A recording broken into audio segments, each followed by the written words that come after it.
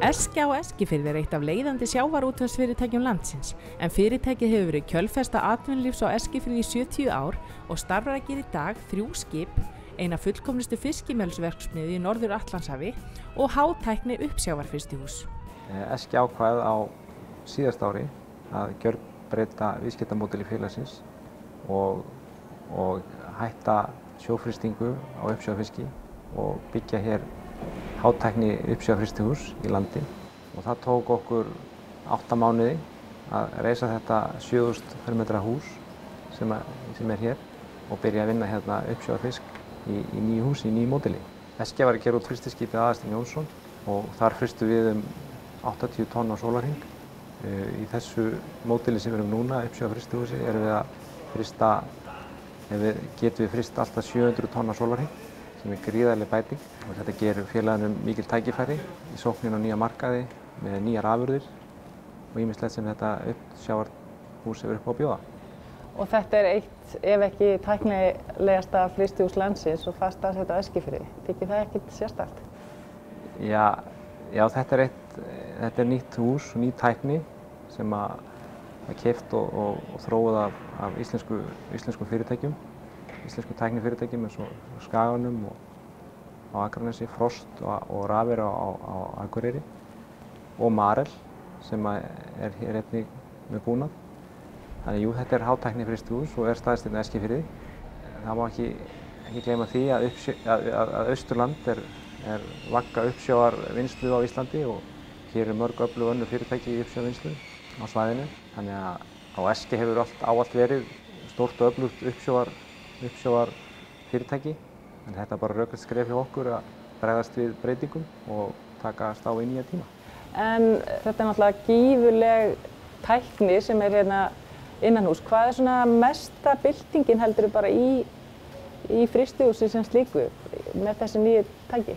Já, þessi mesta byltingin sem við sjáum að við erum alltaf með gríðarlega afkastagetu og við getum unnið marga afurðir á sama tíma. Við getum hér unnið síld og makríl á sama tíma og nokkra flokka af þessum afurðum í einu sem gefur okkur tækifæri á að hámarka virði aflans og gera mun betur en við gerðum áður. Fiskurinn fer í heilmikið og tæknilegt ferðalag innanhús hjá Eskju. Auðvitað byrjar þetta þannig að bátarnir fara út og veiða og þeir eru yfirleitt svona sólarhring til 2 sólarhring á veiðum og koma svo á landa hérna. Og við tökum bara fiskinn frá skipinu, dælum honum beint inn í hús og setjum hann hér í kar og setjum hann svo inn á flokkara og flokkum hann og í gegnum kör hérna sem er og þar fer hann inn á póka, inn á vogið og svo í póka og svo fer hann inn á frystir. Þetta ferli tekur svona cirka 25 til 30 mínútur frá því að fiskurinn er komin inn og þangað til hann er komin inn í frystir. Og svo erum við svona 3,5 til 3,45 að frysta. Þannig að ferli frá því hann kemur í hús og er komin í frystir umbúðir er svona 4 tímar. Já. En mannshöndin kemur nú kannski ekki eins mikið við sögur núna og hérna áður fyrr. Nei, hún gerir það ekki. Mannskapurinn sem er að vinna hérna er eiginlega nánast eingöngu í svona eftirlitsstörfum eða fyrirbyggjandi störfum. Fylgjast með að öll tæki og tól sé í lagi og fiskurinn getur runnið inn og gripið inn í áður en að eitthvað stórvægilegt skeður. Þetta er svona lykillinn hjá starfsfólkinu. Það er að fylgjast með, að passa ekkert komið upp á. En í svona mikilli tækni, er mikið tæknilega örðugleika? Það er alltaf einhverjir tæknilegir örðugleikar til að byrja með, en þeim fer að ört fækkandi og verksmiðjan er farin að rúlla mjög vel núna. Miðað við það að það sé eiginlega þetta er eiginlega þriðja vertíðin sem við tökum. Við tókum síldarvertíð í nóvember fyrst og tókum svo loðnuvertíð í janúar og febrúar og mars og svo erum við núna að starta upp í makríl og þetta hefur bara gengið alveg ótrúlega vel. Bæði með tæknina og fólki sem við höfum haft hefur verið alveg afspyrnu gott. Við erum fljótt að aðlagast, fljótt að finna svona taktinn í verksmiðjunni. Þannig að þetta hefur gengið mjög vel.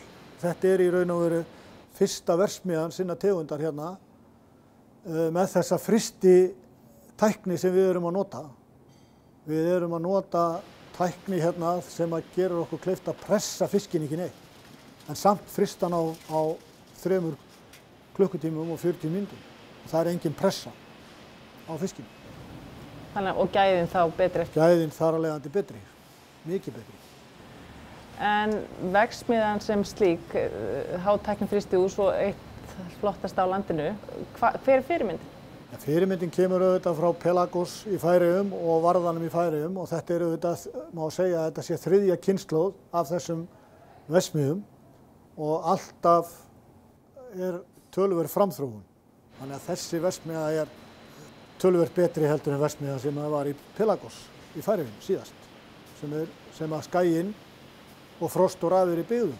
En það tekur bara 8 mánuði frá fyrstu skóflustungu og þangað til að vinnsla er hafin í húsinu.